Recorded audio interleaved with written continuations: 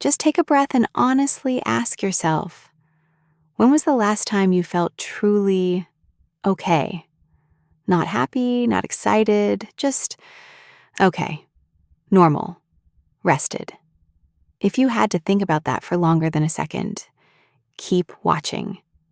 Because today we're talking about mental exhaustion, what it actually looks like, why so many people miss it in themselves, and most importantly, why feeling this way says nothing about how strong you are. Let's get into it.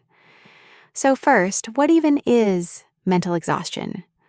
Because a lot of people confuse it with just being tired or being lazy or going through a rough week. But mental exhaustion is something deeper. Psychologists define it as a state of chronic stress that leads to physical, emotional, and cognitive depletion. Your mind has essentially been running on overdrive for so long that it no longer has the reserves to function the way it normally would. And here is the part most people don't understand. Mental exhaustion is not a character flaw. It is a physiological response. Your brain is an organ. And just like a muscle that's been overworked, it breaks down when it doesn't get the rest and recovery it needs. Feeling this way doesn't mean you're weak. It means you've been strong for too long without support. Now let's talk about the 5 signs. Sign number 1. Small decisions feel overwhelming. Think about a regular Tuesday. You need to figure out what to eat for lunch. Normally, no big deal. But lately, that question makes you want to shut down entirely. You stand in the kitchen and you just freeze. Or you snap at someone because they asked you a simple question and you genuinely did not have the bandwidth to process it. This is called decision fatigue, and it's one of the earliest and most overlooked signs of mental exhaustion. Research from social psychologist Roy Baumeister shows that the brain has a limited pool of mental energy for self-regulation and decision-making. When that pool is depleted, even low-stakes choices can feel like lifting a weight you don't have the strength for. So if you've been finding that things you used to handle easily now feel like mountains, that's not weakness. That's your brain telling you its tank is running low. Sign number 2. You're emotionally numb, not sad. People often think depression and burnout look like crying all the time. But for a lot of people who are mentally exhausted, it's actually the opposite. You stop feeling things as intensely. Good news doesn't land the way it should. A song you used to love plays, and you feel nothing. Someone tells you something exciting, and you just nod. You know you should feel more, but you can't seem to access it. Psychologists call this emotional blunting. When your nervous system has been in a state of prolonged stress, it begins to dampen emotional responses as a protective mechanism. It's essentially your mind's version of going into power-saving mode. This can be one of the scariest signs because it feels like you've lost a part of yourself. But it's important to understand. The numbness is not who you are. It's a symptom of a system that's been pushed past its limits. Sign number 3. Your body keeps the score. Mental exhaustion doesn't stay in the mind. It moves into the body. You might notice persistent headaches that show up out of nowhere, tension in your shoulders and jaw that doesn't go away no matter how many times you stretch. Your sleep is off. Either you can't fall asleep even when you're exhausted, or you sleep for 10 hours and wake up feeling like you haven't slept at all. Your appetite changes. You get sick more often because prolonged stress suppresses the immune system. Bessel van der Kolk, a leading trauma and stress researcher, wrote extensively about how unprocessed psychological stress manifests physically. The mind and body are not separate systems. They are in constant communication. When one is overloaded, the other responds. So if your body has been sending you signals and you've been ignoring them, this is your reminder. Those signals are real. They matter.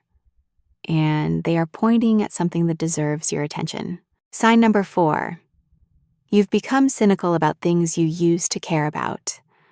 There's a concept in psychology called depersonalization, a kind of emotional detachment where things that once felt meaningful start to feel hollow or pointless. You used to care deeply about your work, your relationships, your goals. Now you find yourself going through the motions. You show up, but you're not really there. You're watching your own life from behind glass. This is one of the 3 core dimensions of clinical burnout identified by psychologist Christina Maslach, alongside exhaustion and a reduced sense of personal accomplishment. It's not cynicism born from wisdom or experience. It's cynicism born from depletion. It's what happens when a person gives and gives and gives without replenishing anything. If you've started to feel disconnected from things that used to matter, from your career, from people you love, even from your own sense of purpose, please don't dismiss that as you just being difficult or ungrateful. It's a sign that something inside you needs care. Sign number 5. You isolate, even from people you love. When the mind is exhausted, human interaction, even with people you genuinely love, can start to feel like a burden. Not because you don't love them, but because connecting with people requires cognitive and emotional energy.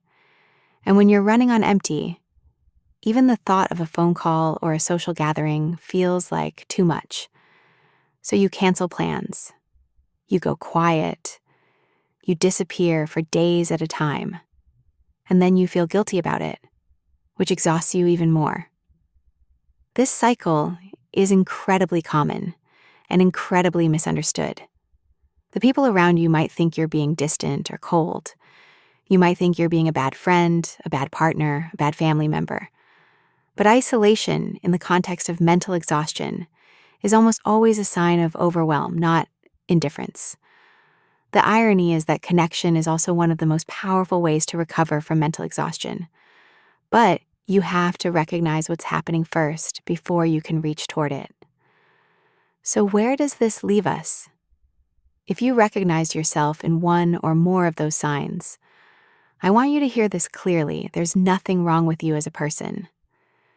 Mental exhaustion is what happens when you've been carrying more than any one person is designed to carry, for longer than a mind can sustain, without the rest and support it needs. The solution isn't to push harder or to shame yourself into feeling better. Recovery looks like rest, real rest, not just sleep.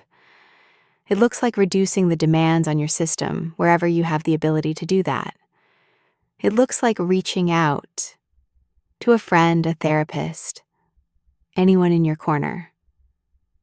And it looks like giving yourself the same compassion you would offer someone else who is going through exactly what you're going through. You wouldn't look at someone who's physically exhausted and tell them they're weak for needing to sit down. This is no different. Take care of your mind the way you would take care of anything else you can't afford to lose. If this video helped you, please share it with someone who might need to hear it. And I'll see you in the next one.